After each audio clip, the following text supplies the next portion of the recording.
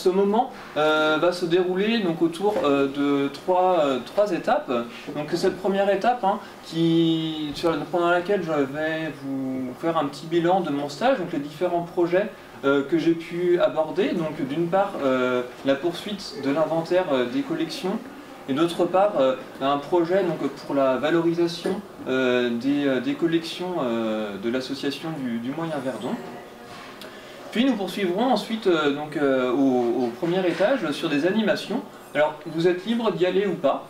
C'est des animations donc, qui sont des pistes de réflexion pour l'année prochaine pour la Maison Nature et Patrimoine. Donc j'ai prévu un petit atelier fouille archéologique avec des vrais objets préhistoriques à l'intérieur.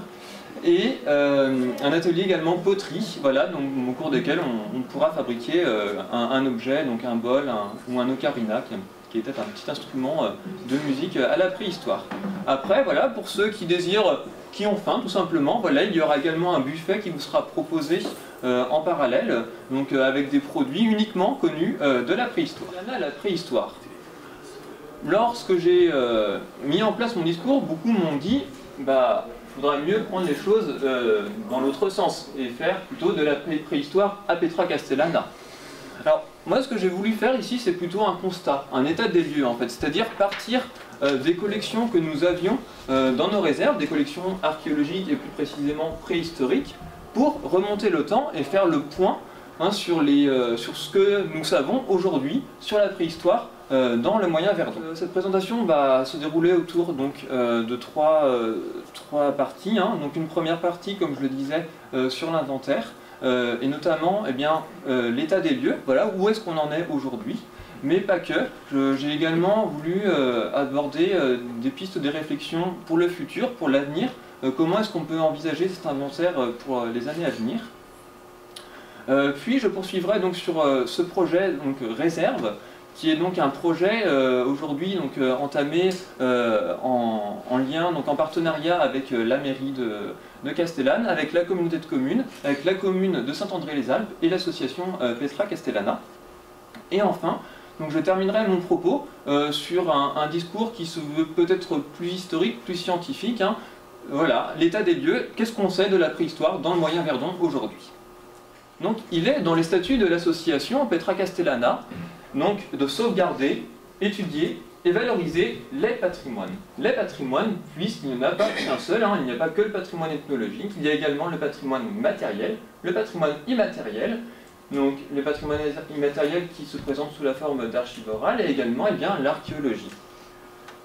Alors, depuis sa création, en 1992, l'association Petra Castellana fait preuve d'une grande rigueur dans la gestion de ses collections, et notamment au niveau de l'inventaire, étape incontournable dans la gestion des collections, puisque dès le début, en fait, des fiches papier étaient réalisées en fait, pour connaître nos objets. Alors qu'est-ce qu'on avait sur ces fiches papier? Eh bien, les éléments, on va dire, très importants pour la connaissance des collections, donc le nom du donateur, les dimensions, la composition, la dénomination de l'objet et surtout, j'ai envie de dire, là c'est là le plus important, un numéro d'inventaire.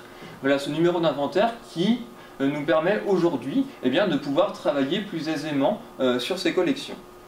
Le premier tournant est bien évidemment la loi de janvier 2002, la loi sur les musées, même sur les musées de France pour être plus précis, qui prévoit donc que l'inventaire sera désormais obligatoire pour les musées de France. Alors vous allez me dire, oui, mais le musée du Moyen Verdon, ce n'est pas un musée de France. Eh bien effectivement, ce n'est pas un musée de France, mais ça n'empêche pas que l'on poursuit aujourd'hui une démarche semblable, c'est-à-dire une rigueur qui nous permet d'être au point sur nos collections et de toujours pouvoir avancer dans cette connaissance. Le deuxième tournant, c'est 2009, avec le projet e-Services et Territoires, donc, qui est un projet qui a été donc, développé par la région Provence-Alpes-Côte d'Azur, et dont la communauté de communes du Moyen Verdon, pendant laquelle la communauté de communes du Moyen Verdon donc, a pu prendre part. Donc c'est un dispositif qui a été soutenu par l'Europe, et donc qui vise à développer les outils numériques au sein des structures culturelles. Donc concrètement, comment cela s'est-il passé au niveau du musée du Moyen-Verdon, eh bien, on a eu plusieurs axes, plusieurs partenaires. Donc le premier, évidemment le plus important, c'est donc la communauté de communes du Moyen-Verdon, qui depuis maintenant 5 ans recrute un stagiaire pour la poursuite, enfin d'abord pour le début de l'inventaire informatisé, numérisé des collections. Ça a également, la communauté de communes du Moyen-Verdon a également donc, acquis du matériel photographique qui nous permet donc, de numériser les objets. Donc, à ce jour, nous sommes à 8300 objets photographiés. Et à ce titre, je tiens d'ailleurs à souligner les 2 membres de l'association Petra Castellana et également membres de la MJC de Castellane, Sylvain Seneca et Michel Cochet, qui s'impliquent régulièrement dans ce travail assez long et laborieux. Ce programme, c'est aussi l'implication de la commune de Castellane, donc sous 2 axes. Le premier axe, c'est la mise à disposition gracieuse d'un bâtiment qui se trouve aujourd'hui dans la zone artisanale et qui nous permet donc de conserver nos collections. Et c'est aussi bien la mise à disposition de sa chargée de culture, Amandine Delarbre, qui soutient tous les projets visant à la valorisation des collections, que ce projet touche de près ou de loin ces collections. Et enfin, c'est peut-être là aussi un élément très important, c'est l'implication du conseil départemental, mais anciennement conseil général des Alpes de Haute-Provence, qui a mis gratuitement à notre disposition un logiciel de traitement de gestion des collections, ce logiciel qui est Flora, et donc sur lequel nous travaillons aujourd'hui. Où est-ce qu'on en est? Eh bien, nous en sommes à 3411 fiches d'inventaire réalisées qui se répartissent comme telles selon les différents thèmes du musée. Donc nous pouvons voir que le thème majoritaire est évidemment la vie domestique, puisque c'est là toute l'importance de nos collections. Donc dans cette vie domestique, voilà, nous avons tous les objets liés à la cuisine, les petits ustensiles. Et après, donc, deuxièmement, on remarquera également l'importance de la bibliographie, 663 fiches, ce qui est assez important. Et donc ça nous permet d'avoir, on va dire, une grande variété d'ouvrages, de thèmes différents, sur lesquels je reviendrai tout à l'heure. Alors, cependant, ces grandes thématiques sont intéressantes, mais l'inconvénient, c'est qu'elles regroupent à l'intérieur de trop grands objets de constitution différentes. Or, le but d'un inventaire, c'est quoi? Eh bien, c'est d'être efficace, et c'est de pouvoir avancer. Et pour pouvoir avancer, eh bien, il est plus pratique de pouvoir travailler sur des objets dont la constitution est identique. Alors, donc pour ma part, j'ai continué l'inventaire cette année donc, sur 2 thèmes. Anna, l'année dernière, donc la précédente stagiaire, avait travaillé sur le fond photo et avait entamé le fond bibliographique. Donc cette année, eh bien naturellement, j'ai fini ce fond bibliographique, donc, ce qui faisait donc, un total de 361 fiches pour les livres. Et j'ai également travaillé sur l'inventaire des collections archéologiques, ce qui représente 132 fiches, donc 132 objets. Alors, on va le voir plus tard, 132 fiches, c'est peut-être pas beaucoup. Après, j'ai poussé, on va dire, la démarche un peu plus loin, dans la mesure où j'ai également essayé de réfléchir à de nouvelles conservations et un nouveau mode de gestion dans ces collections. L'objectif de la bibliographie, c'est d'être représentatif, de savoir ce que les gens lisent à une époque, de savoir quels thèmes les intéressent. Alors, j'ai apporté ici plusieurs exemples d'ouvrages que vous pourrez bien sûr regarder tout à l'heure de plus près si cela vous dit. Alors, ces thèmes autour de la bibliographie se répartissent autour de 7 axes. Nous avons la géographie et l'histoire, les langues, la littérature, la religion, la santé, les sciences et pour finir la société. Donc ce qu'on appelle société, c'est tous les romans, voilà, tous les livres, on va dire, pour tous les âges. Alors, au niveau des datations, eh bien, les plus anciens ouvrages remontent assez loin dans le temps. Je vous ai apporté ici notre plus vieux livre, voilà, donc, qui est un livre religieux, voilà, qui date de 1648.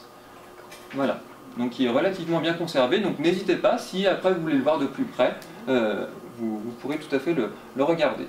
Et les plus récents, voilà, nous amènent jusque dans la deuxième moitié du XXe siècle, jusque dans les années 70-80.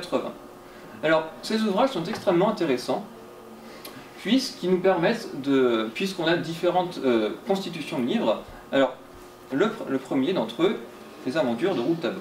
Voilà, c'est un ouvrage de 1928.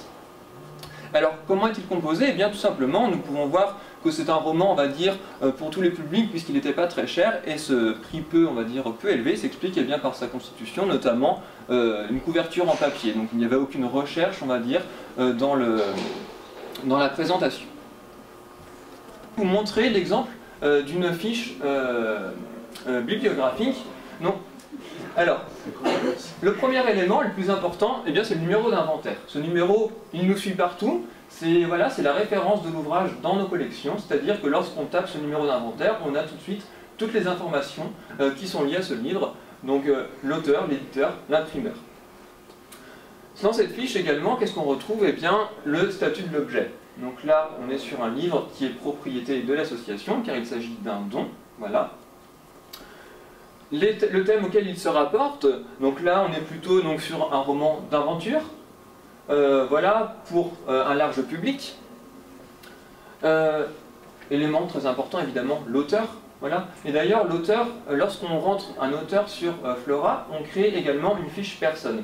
Cette fiche personne, en fait, eh bien, va être commune à tous les ouvrages dont l'auteur est identique. Cela nous permet ensuite, lorsque l'on fait une recherche, eh bien, on tape le nom d'auteur et on a tous les livres qui ont été écrits par ce même auteur. Donc, la datation, le lieu d'édition, c'est des éléments évidemment primordiaux. Voilà, et donc une petite description de l'ouvrage.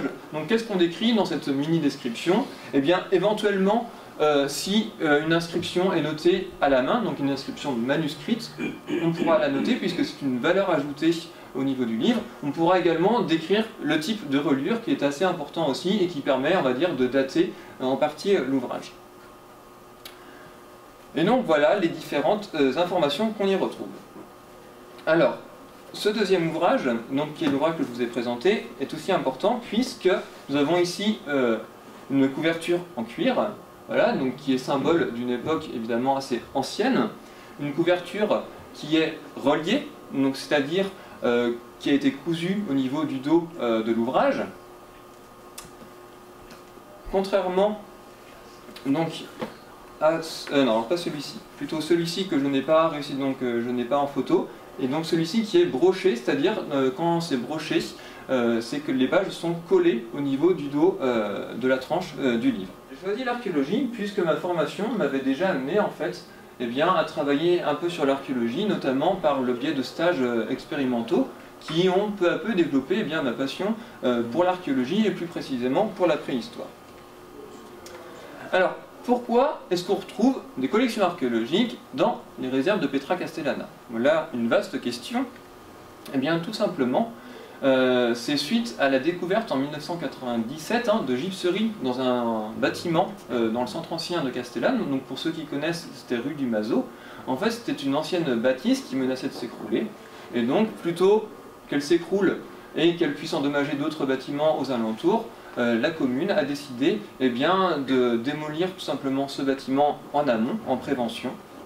Et lors de la démolition de ce bâtiment, eh bien, on a véritablement retrouvé un trésor. Je pense que le terme est adapté puisqu'il s'agit donc d'un ensemble de 40 blocs de gypseries. Donc ces gypseries dont vous avez un exemplaire au milieu et donc qui représente une scène de chasse. Alors, cette gypserie est datée donc de la fin du XVe siècle. Voilà, et donc, ce qui nous permet aussi d'avancer l'hypothèse selon laquelle elle devait peut-être plutôt être présente dans une maison bourgeoise, dans la mesure aussi où la chasse était une activité, un loisir à l'époque réservé seulement à une tranche, on va dire, plus aisée de la société. Eh bien, le SRA, c'est le service régional de l'archéologie qui s'est mêlé de cette découverte et qui a décidé en fait, donc en guise de protection, de faire de Petra Castellana, des réserves de Petra Castellana, un dépôt de fouilles. Voilà, donc une convention a été faite entre la mairie, la commune, l'association Petra Castellana et donc le service régional de l'archéologie, convention qui a été signée en 1997. Et voilà, donc qui nous permet, nous, Petra Castellana, de conserver dans nos réserves ces objets. Alors, la collection archéologique, ce n'est pas que des gypseries, bien entendu. Donc, vous avez différents objets. Donc, le premier sur lequel je vais sur laquelle je vais revenir, c'est ce sceau royal. Alors, je l'ai également apporté ici. Alors c'est une pièce qui a été retrouvée donc, en 1999 par des touristes, par des promeneurs qui se baladaient en fait sur le chemin qui mène actuellement au jardin de la Tour. Donc cette pièce est faite en plomb, voilà, et elle a été identifiée grâce aux inscriptions que l'on peut voir dessus. Donc peut-être que vous voyez ici, voilà, 1746, ce qui nous fait remonter directement à l'époque de Louis XV. Voilà. Et après, l'hypothèse est confirmée par la présence des 3 fleurs de lys au centre de la pièce. Alors, un exemple également de fiche archéologique. Donc en soi, là, je ne vais pas m'attarder dessus, puisque les éléments sont sensiblement les mêmes que pour la fiche bibliographique. On y ajoute juste un élément en plus, qui est le contexte de la découverte, c'est-à-dire qui a découvert la pièce, quand est-ce qu'elle est rentrée dans les collections, où est-ce qu'on l'a retrouvée, s'il s'agit d'une découverte fortuite ou alors d'une découverte faite dans le cadre de fouilles préventives. Donc toutes ces informations se retrouvent ici. La deuxième pièce, que je n'ai pas pu apporter, elle était un peu encombrante, c'est ce bloc de gypserie. Alors, qu'est-ce qu'on peut y voir? Eh bien, 2 éléments. Tout d'abord, eh bien, un chasseur sur son destrier qui tient à la main une lance. Alors sur le fond, qu'est-ce qu'on peut voir? On peut voir de la végétation, ce qui nous fait penser donc à une forêt. Et effectivement, eh bien, la suite des gypseries nous montrera qu'il s'agissait bien d'une chasse, et d'une chasse plus particulièrement au sanglier et au cerf. Sur le bas de la frise, vous pouvez également voir des motifs de décoration. Une frise, pour être plus précis. Et enfin, donc pour finir sur cette partie archéologique, ce bloc de pierre. Alors à votre avis, qu'est-ce que ça pourrait bien être? Oui. C'est un percuteur, effectivement, je me suis fait avoir, je l'avais noté tout à l'heure. Alors, ce percuteur eh bien, nous emmène encore plus loin que Louis XV, ça nous emporte eh bien, à la fin de la préhistoire, à une époque où bien, on taillait le silex à l'aide d'outils. Donc comment est-ce qu'on sait qu'il s'agit d'un percuteur? Eh bien tout simplement avec les traces qui sont présentes dessus. Voilà, nous pouvons voir ici donc, des traces de frappe. Donc voilà, cela leur permettait bien de tailler la base des haches, voilà, qu'ils polissaient ensuite, ou alors des différents outils en silex qu'ils utilisaient. Donc voilà, ça, il s'agit donc d'une vision, on va dire, représentative de la collection archéologique. Nous avons bien sûr d'autres objets, mais je ne pouvais pas m'attarder sur... Il a été découvert où, le percuteur? Alors, il a été découvert au Ruissassou, sur l'oppidum du Ruissassou, au Bourguet, dans le Var. Voilà. Excusez-moi, oui, j'ai pas... Mais j'y reviendrai dans un instant, en fait, comme il s'agit d'une découverte locale. C'était aussi une découverte fortuite. C'est une découverte fortuite, en fait. Alors, je vais peut-être, oui, repréciser la différence entre découverte fortuite ou découverte programmée, dans le cadre de fouilles. Une découverte fortuite, en fait, qu'est-ce que c'est?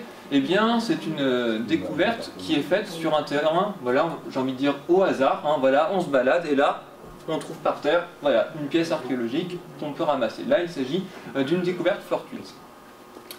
Après, lorsqu'il s'agit d'une découverte sur un site qui est reconnu, on va dire, archéologiquement, par les autorités, donc là, on ne peut pas vraiment parler de découverte fortuite puisque le site est déjà connu. Alors, pour continuer, eh bien, je vais rapidement, il m'a semblé intéressant de développer également la partie, on va dire, valorisation de cette collection archéologique. Donc là, vous avez une photo, en fait, de l'intérieur du conteneur archéologique. Et cette méthode, cette nouvelle méthodologie de conservation, j'ai pu donc la mettre en place grâce au passage de Mathias Dupuis, qui est chef du centre de conservation archéologique départementale. Voilà, et c'est une réflexion que nous avons également eue avec Catherine Leroy et Amandine Delarbre. Et donc, eh bien, ce projet permet, on va dire, de revoir la méthode de gestion des collections que l'on pouvait avoir jusqu'à maintenant. Alors, comment ça marchait jusqu'à aujourd'hui? Eh bien, tout simplement, en fait, on commençait par l'inventaire, et ensuite, eh bien, on réfléchissait éventuellement sur l'utilité de l'objet dans la collection. il m'a semblé plus intéressant de prendre le système à l'envers en fait. Et d'abord, eh bien, de réfléchir sur l'utilité des collections, c'est-à-dire est-ce que l'objet que nous avons ici, concrètement, est-il intéressant pour nos collections? Quand je vous parle, j'ai à l'exemple, par exemple, des silex, voilà, qui ont été ramassés au domaine du Bourget sur le Ruissassou. Donc nous avons plusieurs sachets d'éclats de silex. Est-ce qu'il est important, eh bien, de tous les conserver dans nos collections, ou ne devrait-on pas plutôt en garder quelques exemplaires qui nous permettent d'avoir une connaissance, c'est-à-dire que sur l'oppidum du Ruissassou au Bourget, nous avons trouvé en 1999 des silex. Voilà, après, la question reste ouverte et seuls des spécialistes pourront nous aider sur cette question-là. Ensuite, le deuxième travail dans cette valorisation des collections, eh bien, est une réflexion sur les méthodes de conservation préventive, c'est-à-dire eh bien, voilà, rechercher dans les ouvrages comment eh bien, conserver ces collections. Donc là, par exemple, hein, pour les collections archéologiques, concrètement, j'ai pris donc, des boîtes de carton, donc du carton neutre, hein, puisque l'acidité voilà, pourrait abîmer les objets, et dans chacun de ces cartons, voilà, par exemple, vous avez ici, voilà, j'ai conditionné chaque objet dans des petits sachets plastiques qui permettent hein, de les isoler les uns des autres. Ensuite, sur le devant de ces boîtes, j'ai noté les références, les numéros d'inventaire. Hein, je le disais tout à l'heure, c'est vraiment la base pour connaître nos collections. Eh bien, tout ce travail d'inventaire a également participé à une réflexion plus vaste que j'ai pu développer dans un second projet, hein, un second projet qui était d'ailleurs nommé sur ma fiche de mission de stage, voilà, participer à la réflexion autour d'un projet de réaménagement des réserves en partenariat avec l'association Petra Castellana. Donc ce projet, eh bien, qu'est-ce que c'est? Que j'ai vraiment pris conscience des choses après les rencontres ethnologiques de Salagon. Ces rencontres ethnologiques ont eu lieu le 24 avril dernier, auxquels étaient présents de nombreux spécialistes de la conservation. Donc parmi eux, je ne vais pas tous les citer, mais voilà, il y avait Jean Guibal, qui est conservateur du musée dauphinois. Il y avait également Roland May, donc conservateur au CICRP de Marseille, donc le Centre interdisciplinaire de conservation et de restauration préventive. Il y avait également donc, la directrice de Salagon, hein, voilà, Isabelle Labande-Alcanto. Et tous ces ethnologues eh bien, ont mené une réflexion sur l'avenir des objets ethnologiques. Et quel constat on pouvait en faire aujourd'hui et comment les valoriser par la suite. Après, ces différents éléments m'ont permis de me constituer une première vision des choses, et cette vision des choses a été complétée ensuite eh bien, par la visite de plusieurs structures, donc parmi lesquelles les ATP de Draguignan, voilà, donc, où Alexandra Allion a pu nous recevoir et a également pu nous montrer donc, les réserves, ce qui nous a permis aussi de voir les différentes méthodes de conservation. Nous avons également pu aller au musée de la Vallée à Barcelonnette, où là Hélène Homs a également accepté de nous faire visiter ses réserves. Et enfin, bien dernièrement, je me suis rendu donc, au centre de conservation archéologique départementale avec Lucien et Catherine Leroy, où là Mathias Dupuis a pu nous présenter également ses collections et comment il les valorise. La question, eh bien, c'est évidemment comment valoriser des collections ethnologiques. Au musée, voilà, nous possédons à peu près donc, 18 000 objets, ce qui n'est pas rien. Après, ces collections ont un très fort potentiel, mais seulement le problème, c'est qu'elles n'ont pas une valeur monétaire non plus très importante. Ces collections ne sont pas belles non plus dans le sens beaux-arts du terme, c'est-à-dire qu'elles n'ont pas été conçues, à l'inverse d'un tableau, pour être exposées un jour dans une galerie ou dans une maison. C'est des objets avant tout fonctionnels, donc il est nécessaire de les considérer comme tels et de le prendre en considération. Une collection, c'est également un lien au territoire, un lien très fort qui lie l'objet au territoire. Voilà, ce sont des personnes qui nous ont fait confiance, qui nous ont donné ces objets, dans le but qu'un jour elles puissent être valorisées. Seulement, j'ai envie de vous poser la question, que vaut un objet un objet qui est nettoyé pour une exposition, que vaut-il si ensuite, après l'exposition, il est replacé dans des réserves, dans un contexte qui lui est nuisible, voilà, où là il est, on va dire, mélangé à d'autres objets? Eh bien, pas grand-chose. C'est pour ça qu'il est plus que nécessaire aujourd'hui de réfléchir à un projet qui pourrait améliorer sensiblement ces collections. La première des étapes dans ce projet a été donc la définition d'un cadre dans lequel on pourrait intervenir. Donc un cadre qui s'est développé autour de 3 axes. Le premier axe, je ne m'étendrai pas dessus, puisqu'il s'agit tout simplement du regard du scientifique, c'est-à-dire qu'est-ce que des réserves. Voilà, l'historique des réserves, ça me paraissait pas forcément être la priorité aujourd'hui. Par contre, les deuxième et troisième parties sont beaucoup plus intéressantes. C'est-à-dire que dans la deuxième partie, j'ai mené un état des lieux actuel des réserves, c'est-à-dire où en est le bâtiment, où en sont nos collections. Et donc j'ai fini par vraiment la définition du projet en lui-même, donc quels projets sont en cours et surtout comment procéder. Alors, un rapide bilan du bâtiment. Donc ce bâtiment, comme je le disais tout à l'heure, est situé dans la zone artisanale de Castellane sur la route de Grasse. Seulement l'inconvénient, c'est qu'il s'agit d'un bâtiment qui à l'origine était un hangar. C'était un garage automobile, donc qui n'a pas été conçu pour un jour recevoir des réserves. Donc, de ce fait, le bâtiment est soumis à des chocs thermiques, voilà, ce qui est assez peu recommandé, voire même très peu recommandé pour la conservation des collections. Alors même si nous sommes sur des objets du quotidien, donc censés être robustes, il n'empêche que pour certains d'entre eux, ils remontent quand même au 19e siècle, voire à la fin du 18e siècle, et donc même s'ils sont robustes, ils commencent à accuser le poids du temps. Et le dernier inconvénient de ces réserves, c'est également l'encombrement. Voilà, donc nous avons un bâtiment de 150 mètres carrés, 150 mètres carrés à l'intérieur desquels sont stockés 18 000 objets. Je ne fais pas de schéma, c'est devenu compliqué. Alors, lui-même. Nous avons vu tout à l'heure les différentes thématiques autour desquelles s'organisaient les collections. Alors, une des choses importantes me semble de redéfinir ces thématiques. De redéfinir ces thématiques autour des méthodes de constitution, des matériaux de construction de ces objets. Voilà, plutôt que de partir de la vie domestique, qui est un large sujet, plutôt s'orienter vers les vanneries, la verrerie, les objets métalliques, l'outillage en bois, voilà, fonctionner vraiment par type de matériaux, cela permet d'avoir une démarche qui pourra se répéter, lors de l'inventaire. Après, donc, une fois que cette thématique est définie, il faut savoir essayer de comprendre si l'objet est vraiment intéressant pour nos collections. Alors,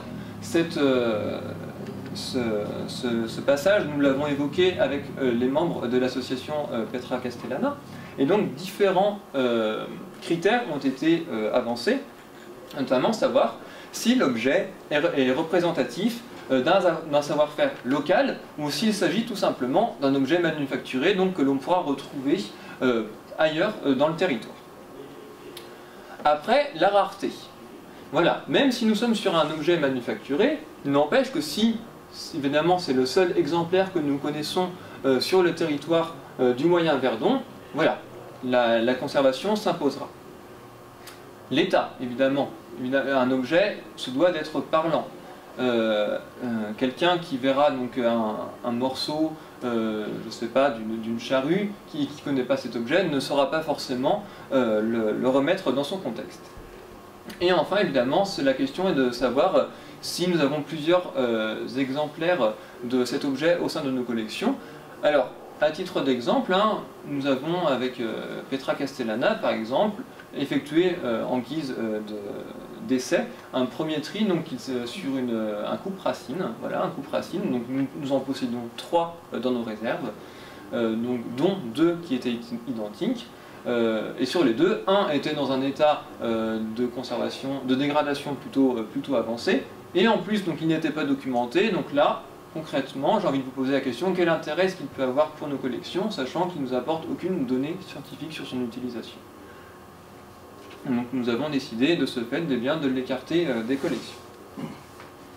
Après, cette collection, comme je le disais tout à l'heure, se doit également d'avoir une portée territoriale. Castellane n'est pas la seule ville d'origine de ces objets. tous ces objets se rattachent au moyen Verdon, voilà, donc sont issus des différentes communes la constituant. Et c'est dans ce sens, d'ailleurs, eh bien, qu'un projet voit le jour actuellement donc à Saint-André-les-Alpes, et donc justement qui nous permettrait eh bien, de faire connaître nos collections et de les sortir. Alors je vais m'attarder un petit moment sur ce projet hein, donc, qui a vu le jour grâce donc, à la communauté de communes du Moyen Verdon et les deux communes de Castellane et de Saint-André-les-Alpes. Donc ce projet consiste en quoi? Eh bien, la commune donc, de Saint-André-les-Alpes a décidé de mettre à disposition de l'association Petra Castellana donc une salle dans sa nouvelle mairie. Une salle donc, qui permettrait de stocker des objets. Alors, la réflexion est encore en cours sur les objets qui rentreront dans ces réserves. Toutefois, nous avons deux axes. Le premier axe qui a été développé, eh bien, c'est simplement de remettre à Saint-André les objets que nous avons ici à Castellane et qui proviennent de Saint-André. Ces objets eh bien, retourneraient dans leur contexte. Après, le souci qui se pose évidemment est la quantité de ces objets. Le second axe qui a été proposé, c'est de mettre l'ensemble d'un fonds. Saint-André-les-Alpes, on le sait, eh bien, a une large histoire, a eu beaucoup d'importance au niveau du textile. Donc la question qui s'est posée, c'est pourquoi pas mettre tout le fonds textile que nous avions dans nos collections et le mettre ici à Saint-André-les-Alpes. Après, là également, un souci se pose, eh bien, c'est le mobilier, tout simplement, parce que le textile, et c'est ce que nous avons de plus important dans nos collections, le textile est très gourmand en matière de mobilier et de conservation, et du mobilier qui prend également beaucoup de place. Comment valoriser ces collections sur le territoire? Alors, ce projet eh bien, a permis de développer quelques axes. Eh bien, tout simplement, la création d'abord d'une collection pédagogique. Donc, une collection pédagogique qui permettrait de sortir régulièrement nos objets, donc de les nettoyer, et tout simplement eh bien, de les montrer au public, de les faire fonctionner. On sait, ça marche. En général, lorsque nous voyons un ancien objet, nous sommes tous attirés, nous sommes tous curieux, nous voulons voir comment ça marche.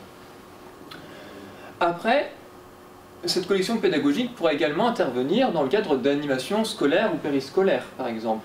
Pourquoi pas eh bien, organiser de mini-expositions dans des écoles. Ce sont de simples pistes de réflexion, des petites expositions que les élèves, par exemple, auxquelles les élèves pourraient participer. Ça pourrait être intéressant pour eux, ça nous permettrait de faire connaître nos collections. Ça pourrait également être un centre de ressources documentaires. Nous avons la chance de posséder de nombreux ouvrages sur l'identité de manière générale du Moyen Verdon, donc les collections, les différents, l'artisanat, l'agriculture. Donc pourquoi pas ouvrir ce fonds donc, au public et plus généralement eh bien, intégrer ça dans un grand contexte de réserve visitable. Voilà, le but des réserves, c'est pas de conserver à l'intérieur des objets, c'est avant tout de les faire connaître au public.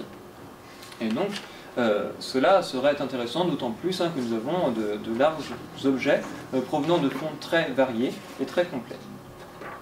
Cependant, eh bien, ce projet ne peut aujourd'hui pas être porté par l'association Petra Castellana.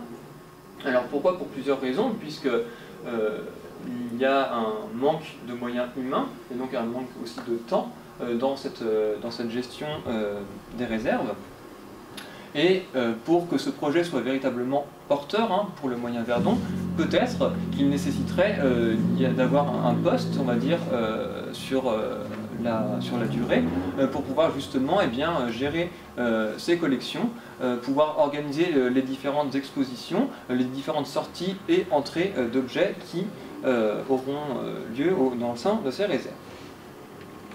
Donc c'est là-dessus que je finis donc, ma deuxième partie sur ce projet réserve. Donc bien évidemment, après cette présentation, je me tiens à votre disposition si vous avez des questions sur ce projet ou même sur l'inventaire.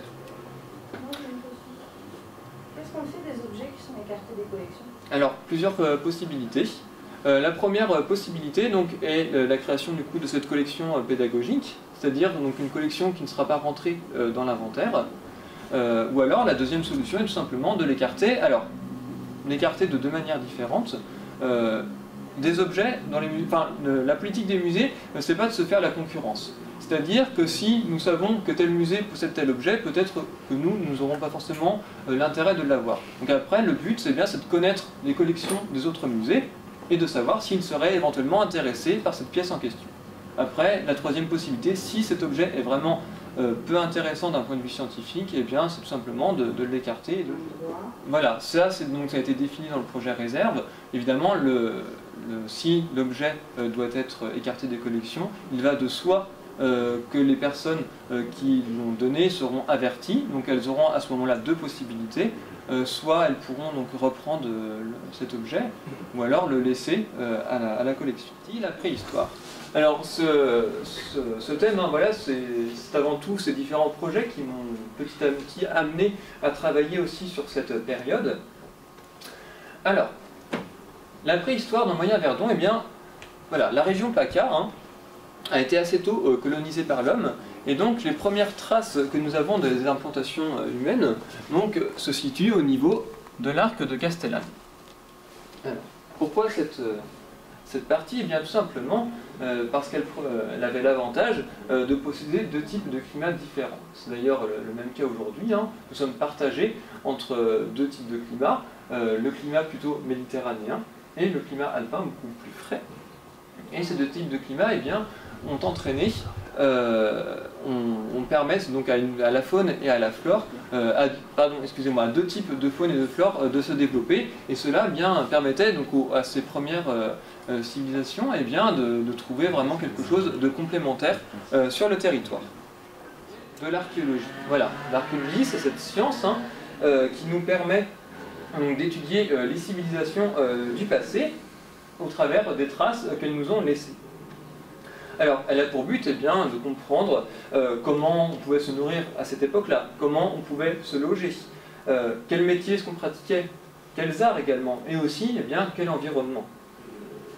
Alors cependant, eh bien, cette archéologie, elle fait l'objet d'une réglementation très récente, puisque les premières lois que nous avons sur la conservation de l'archéologie remontent à la première moitié du XXe siècle, en 1941, du 27 septembre 1941 pour être précis, où là on stipule eh bien, que nul ne peut effectuer donc, sur un terrain lui appartenant ou appartenant à autrui des fouilles ou des sondages sans en avoir au préalable obtenu l'autorisation. Donc un premier cadre, un premier champ est établi. Aujourd'hui, en France, on va distinguer deux types de fouilles. On va dire les fouilles de sauvetage ou préventives qui ont lieu donc, dans le cadre de grands chantiers. Voilà, donc ce type de fouilles ont été définies par une loi de 2001. Et donc qu'est-ce que cette loi prévoit? Eh bien tout simplement que la redevance archéologique en fait est due par l'entreprise qui effectue les travaux. Donc c'est à elle de prévoir dans son cahier des charges, à elle de prévoir dans son budget eh bien, l'intervention d'une équipe d'archéologues. Le deuxième type de fouilles sont les fouilles dites programmées qui s'inscrivent, on va dire, dans un cadre chronologique, un cadre temporel, excusez-moi, plus important. Voilà,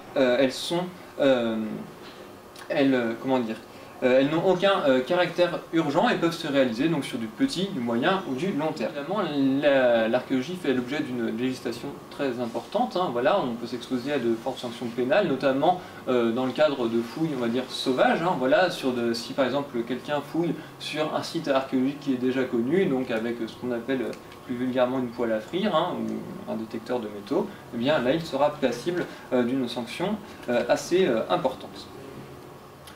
Alors, comment se passe cette valorisation à l'échelle du territoire? Eh bien, nous avons un service départemental d'archéologie qui est basé à Riez, qui, en partenariat aussi avec le musée de Quinçon, permettent, on va dire, d'avoir un discours large sur l'archéologie, puisque le musée de Quinçon, lui, s'occupe plutôt donc, de toute la partie préhistorique de l'archéologie, et donc Riez, eux, s'intéressent plutôt aux époques médiévales et plus récentes. Ces deux structures, d'ailleurs, se posent aujourd'hui en référence pour l'étude archéologique, et qui est cette étude archéologique d'ailleurs qui est toujours en phase d'évolution. Voilà, et nous ne savons pas si un jour l'archéologie sera finie, je ne pense pas. Voilà, nous aurons toujours des choses à découvrir et donc à savoir. Alors, la préhistoire, qu'est-ce que c'est? Une large question. Eh bien, là également, il s'agit d'une discipline très récente. Hein, c'est seulement au XIXe siècle qu'on va avoir qu'on va commencer, excusez-moi, à parler d'archéologie. Ça sera suite donc aux différentes théories que, par exemple, Darwin proposera sur l'évolution. Et ces théories eh bien, seront complétées par un nombre important de découvertes. Donc la plus célèbre est celle de Néander en Allemagne, suite à laquelle nous avons pu retrouver donc, des ossements et donc eh bien, l'apparition de l'homme de Néandertal. Et donc tout au long eh bien, du XIXe siècle, comme ça vont se succéder différentes découvertes, donc en Belgique, en France. Et donc eh bien, cela va nous amener petit à petit eh bien, à arriver à véritablement une époque. La préhistoire, lorsqu'elle naît, on parlait d'une discipline. Voilà, là, avec toutes ces découvertes, c'est véritablement une époque. Alors, ces découvertes se font donc, grâce donc, à des personnes assez importantes. Donc, dans le Moyen-Verdon, nous avons l'abbé Breuil qui a fait de nombreuses découvertes. Mais il y avait également tout un prémisse qui avait été déjà engagé par différents auteurs de la fin du XIXe siècle, dont Laurency et Grabourguet, qui avaient déjà rédigé des ouvrages sur ce patrimoine archéologique préhistorique. D'ailleurs, Laurency, dans son ouvrage, nous disait eh bien, qu'il ne savait pas toujours ce qu'il trouvait. Voilà. Donc il le mettait dans son ouvrage, après il nous tendait la main quelque part, il tendait la main aux archéologues d'aujourd'hui pour essayer eh bien, de trouver donc, la signification des différentes découvertes qu'il avait pu faire. Donc, le paléolithique. Alors, je ne vais pas m'étendre longtemps sur le paléolithique dans la mesure où nous avons assez peu d'objets dans nos collections qui remontent à cette période-là. Pourquoi? Eh bien, tout simplement parce qu'on est vraiment sur des temps très anciens qui, à l'échelle du Moyen-Verdon, nous pourront remonter quand même à 1 million d'années. Hein. Et donc, je m'attarderai peut-être plus sur la partie néolithique. Alors nous avons vu tout à l'heure eh bien, que les particularités de l'arc de Castellane, un arc qu'on appelle également l'arc liguro-provençal, avait été un espace de peuplement incontournable par les populations donc, sur les rivages de la Méditerranée. C'est une terre donc, extrêmement riche où se sont succédées donc, différentes civilisations depuis le Paléolithique jusqu'aux périodes les plus récentes. Alors, voici la petite chronologie de l'évolution de l'homme. Alors, nous ne commençons pas ici, mais nous allons plutôt donc, commencer à l'Homo erectus il y a 1 million d'années. Alors, à cette échelle-là, c'est difficile de parler uniquement du Moyen-Verdon. Nous sommes dans un contexte plus large et ce site où nous avons pu découvrir ces restes humains, c'est un site donc, véritablement sur la côte méditerranéenne, à Roquebrune-Cap-Martin. Voilà, qui nous ont permis eh bien, de trouver ces différents ossements. Alors, le stade suivant de l'évolution de l'homme, qui est l'Homo sapiens, l'Homo sapiens regroupe l'homme de Néandertal et l'homme de Cro-Magnon. Donc, l'homme de Néandertal, lui, nous a laissé beaucoup de traces.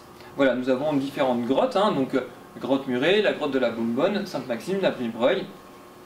Après, pas de chance pour lui, il disparaît très brusquement, donc on ne sait toujours pas pourquoi d'ailleurs, il a disparu, de nombreuses théories ont été mises en avant, mais on ne sait pas encore laquelle. Cro-Magnon, lui, eh bien, nous a laissé très peu de traces aussi. Alors pourquoi? Eh bien tout simplement parce que lorsqu'il a vécu, eh bien, le Moyen-Verdon, il y avait une époque glaciaire, voilà, un climat très froid au niveau du Moyen-Verdon, et donc évidemment ce n'était pas propice pour l'implantation de l'homme.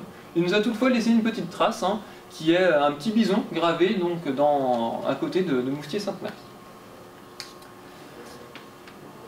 Alors, une chose à retenir pour la préhistoire, c'est qu'on utilise des ressources locales, notamment le silex. Le silex eh bien, provient de Tolane, donc juste à côté d'ici, car ses qualités physiques, notamment eh bien, sa dureté, son tranchant et sa facilité de taille, le rendent beaucoup plus polyvalent que d'autres matériaux.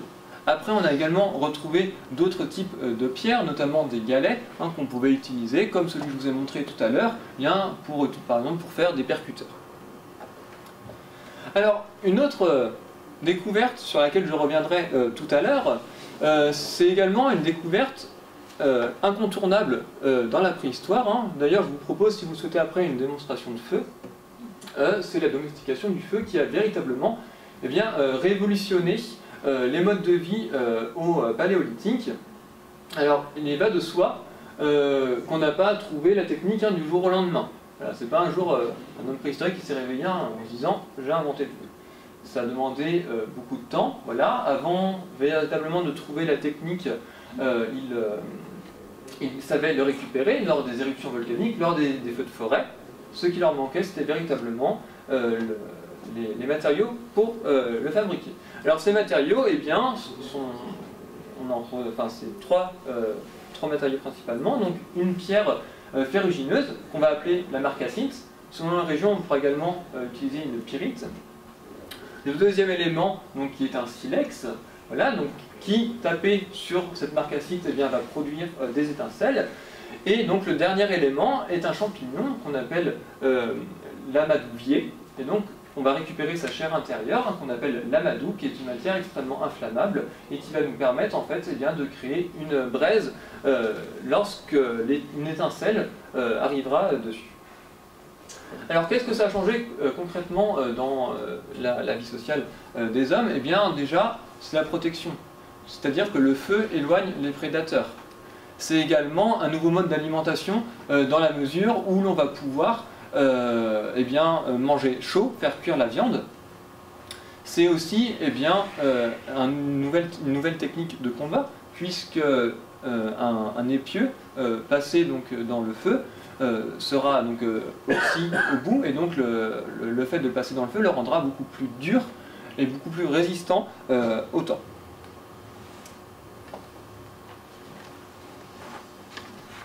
Alors, l'outillage. Qu'est-ce qu'on a, nous, donc, du paléolithique? Donc, les objets que nous avons donc, sont plutôt du paléolithique supérieur. Donc là également, je vous ai apporté donc, les objets originaux.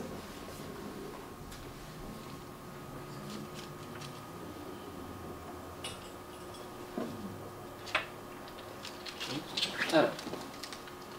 Donc le premier objet que vous avez sur votre gauche est un grattoir. Donc ce grattoir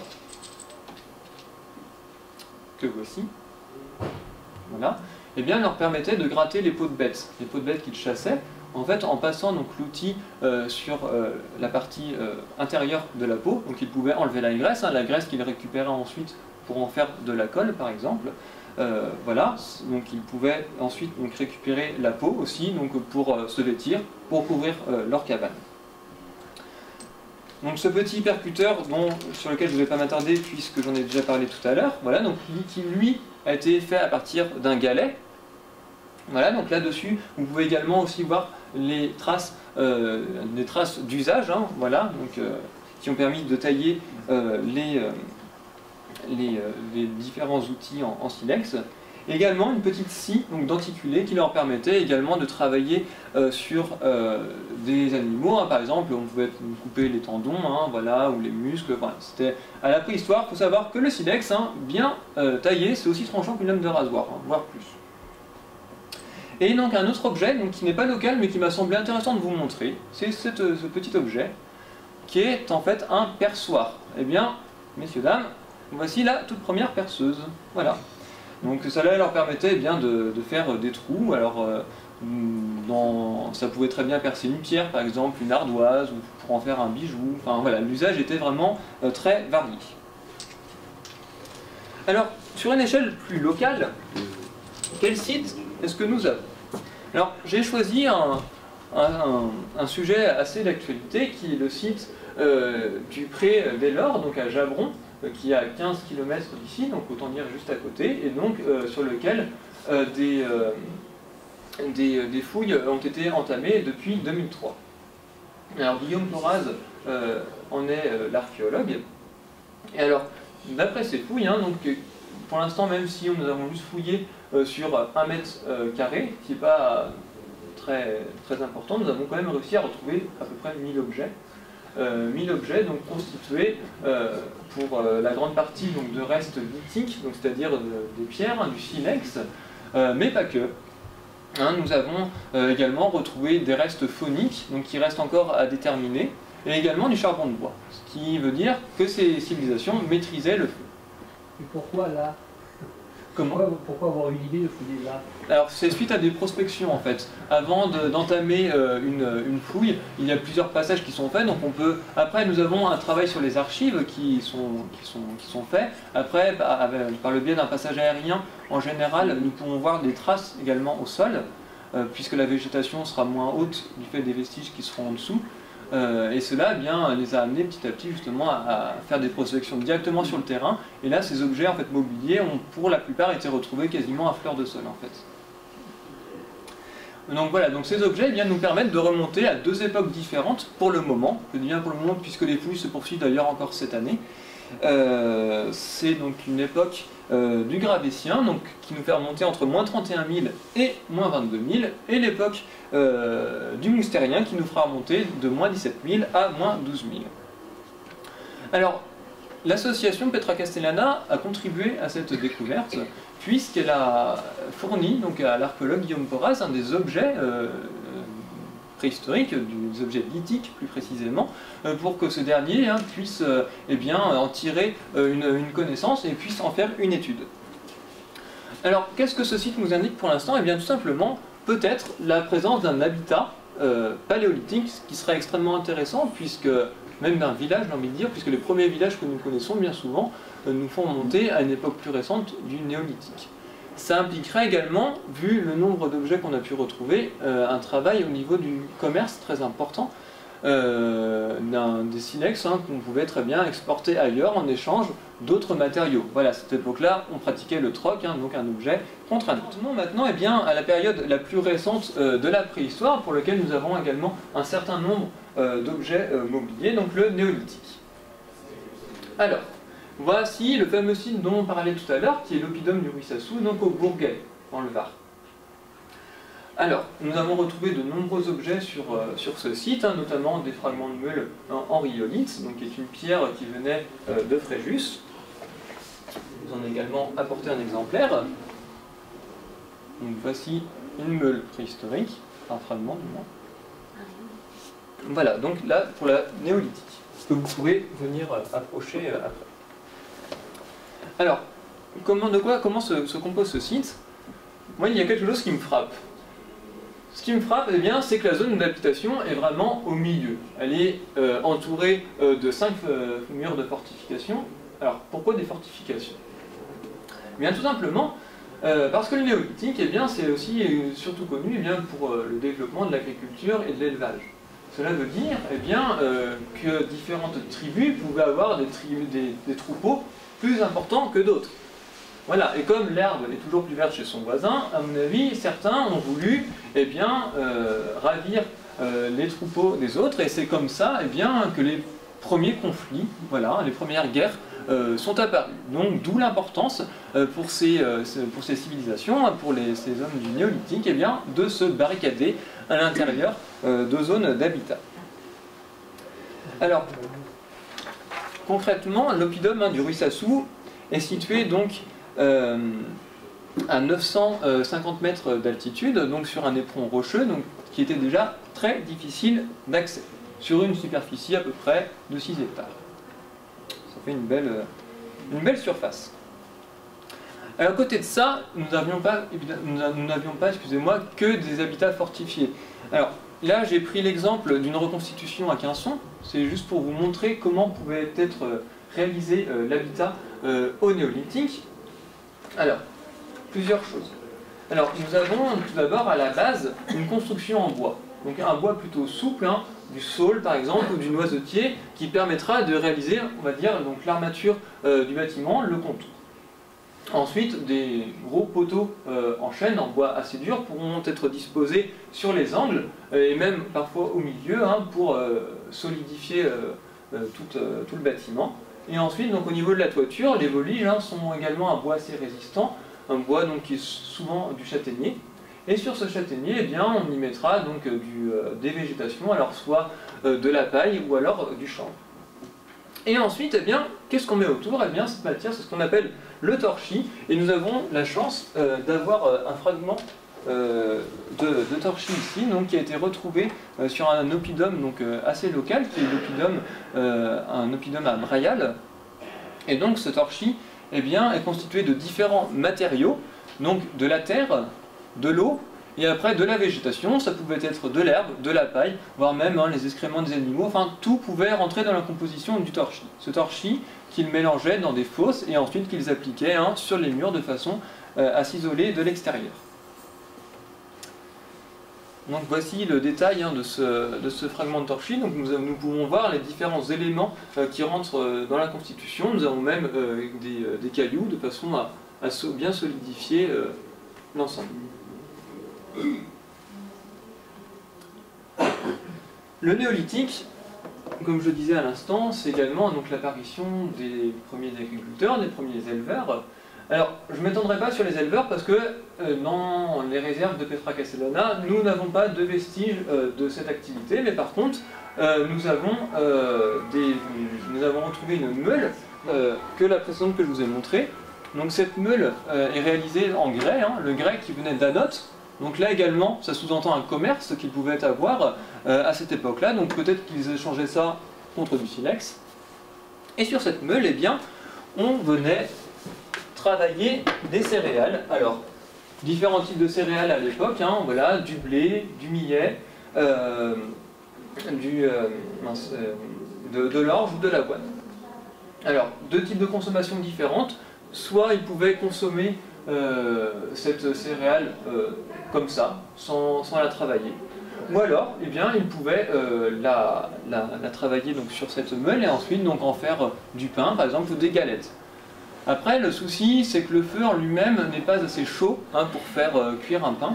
Donc c'est pour ça eh bien, que parallèlement, donc, même si nous n'avons pas de traces ici, eh bien, nous avons inventé les premiers fours en torchis, qui étaient des sortes de cloches en fait, réalisées en torchis, directement sur le sol, à l'intérieur desquelles on allumait le feu. Donc on allumait le feu plusieurs heures avant de mettre le pain. Et une fois que le four était bien chaud, eh bien, on pouvait y mettre l'aliment. À titre d'aparté, ces fours en torchis pouvaient également eh bien, servir pour faire cuire la poterie, puisque des températures allant jusqu'à 1000 degrés pouvaient être atteintes. D'ailleurs, en parlant de poterie, la voilà. Alors, le travail de l'argile en soi n'est pas une invention du néolithique. On sait que depuis déjà 20 000 ans, l'homme connaît l'argile, voilà, comme en témoignent par exemple les petites Vénus, qui étaient des petites statuettes féminines que l'on a retrouvées pour la période du paléolithique final. Seulement, là où réside l'invention, eh bien, c'est la cuisson de la céramique. Voilà. Et cette cuisson, eh bien, qu'est-ce qu'elle va permettre? Eh bien, elle va permettre de mieux conserver les aliments et notamment l'eau, puisqu'une poterie qui est cuite n'est pas poreuse. À côté de ça, voilà, c'est aussi une manière pour eux eh bien, de conserver donc, toutes sortes d'aliments, les céréales, les légumes qu'ils pouvaient cultiver. Et pour finir cette présentation eh bien, de la préhistoire, peut-être un élément très important aussi, c'est le mégalithisme. Alors n'en déplaise à nos amis gaulois Astérix Obélix, le mégalithisme, c'est pas eux qui l'ont inventé, c'est les hommes du néolithique. Et donc nous avons la chance d'avoir sur la Beaume, donc un mot de Castellane, un dolmen. Alors le dolmen en soi, c'est ce qui nous reste d'une plus grosse structure sur laquelle je reviendrai tout à l'heure. Juste pour vous remettre les choses en contexte, eh bien l'étude qui a été menée sur ce dolmen eh bien, a été faite en partenariat avec l'Union européenne, donc dans le cadre d'un financement leader, mais également avec le partenariat du parc naturel régional du Verdon, également la réserve géologique de Provence et aussi eh bien, l'association Petra Castellana. Alors ce dolmen des pierres blanches, c'est son nom, date de la fin du néolithique, vers moins 2500.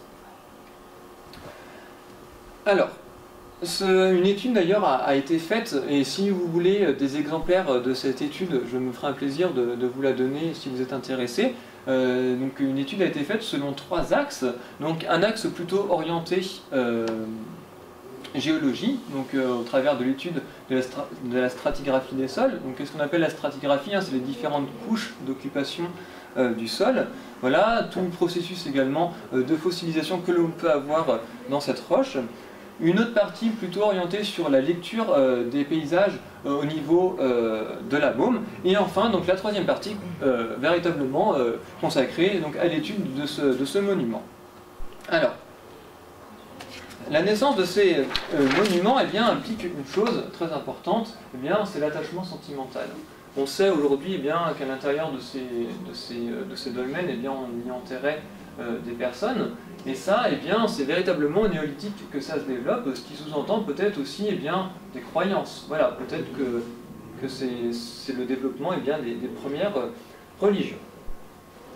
Alors, comment se constitue ce dolmen? Eh bien, il est relativement de petite dimension. Hein. C'est ce qu'on appelle un dolmen à chambre carrée. L'intérieur de cette chambre fait 1,74 m sur 1,40 m, donc c'est relativement petit. Et il abritait la sépulture d'une personne. Alors, ça devait être une personne assez importante, dans la mesure où, situé quand même à 1250 mètres d'altitude, eh bien, le dolmen dominait véritablement le Verdon. Voilà, donc peut-être qu'il s'agissait d'un chef de tribu ou d'un chaman, ça on ne le sait pas encore. Alors au niveau de la constitution, eh bien, 2 blocs, ce qu'on appelle les orthostates, donc ce sont les blocs latéraux, voilà, permettent de soulever une dalle de couverture hein, de 10 tonnes. Alors il faut savoir eh bien, qu'à l'époque, ce monument était bien plus important, puisque voilà, c'est seulement le dolmen qui nous reste, mais après autour on pouvait y retrouver de la terre. Donc lorsque cet ensemble funéraire était recouvert de terre, on parle plutôt de tumulus. Par contre, ce qui à mon avis est plutôt le cas ici, lorsqu'il est recouvert de pierre, là on parle de cairn.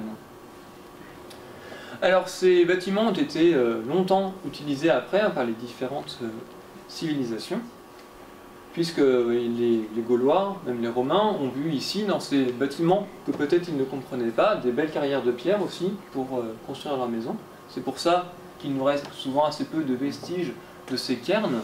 Et pourquoi est-ce qu'il nous reste les plus grosses pierres? Eh bien, peut-être qu'il s'agit des pierres les plus lourdes, et que d'un point de vue purement logistique, c'était compliqué pour eux de les transporter.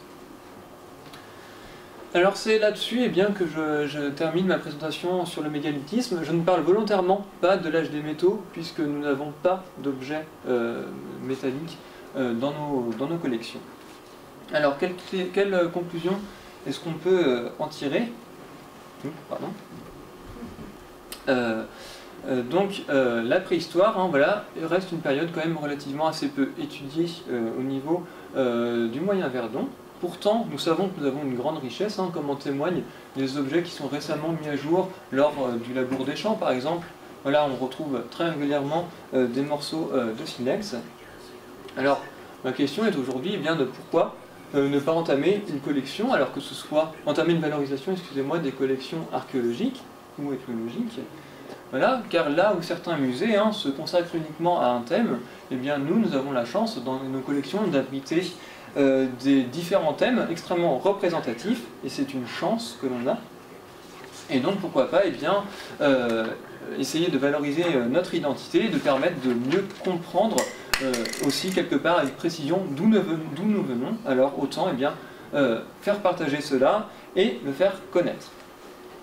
Alors, juste avant de terminer, eh bien, j'ai plusieurs personnes à remercier donc pour leur soutien et leur investissement dans le cadre de mon stage et des projets qui y sont liés.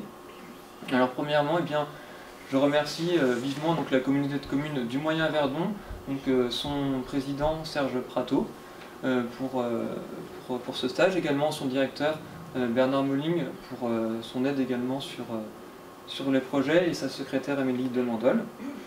Je tiens également à remercier donc, la mairie de Castellane, monsieur le maire Jean-Pierre Terrien pour l'accueil et aussi donc, la chargée de culture Amandine Delarbre pour tout l'investissement et donc l'aide et le soutien donc, dans mes projets de stage. La Maison Nature et Patrimoine, voilà également, donc, qui m'a permis donc, également de pouvoir développer beaucoup de mes projets, notamment Pauline Oliveira. L'association Petra Castellana, voilà, pour tous les conseils aussi qu'elle a pu m'apporter, pour les connaissances également, puisque sans elle, voilà, c'est une région que je connaissais assez peu, et donc c'est eux qui m'ont permis bien véritablement de mieux connaître ce territoire.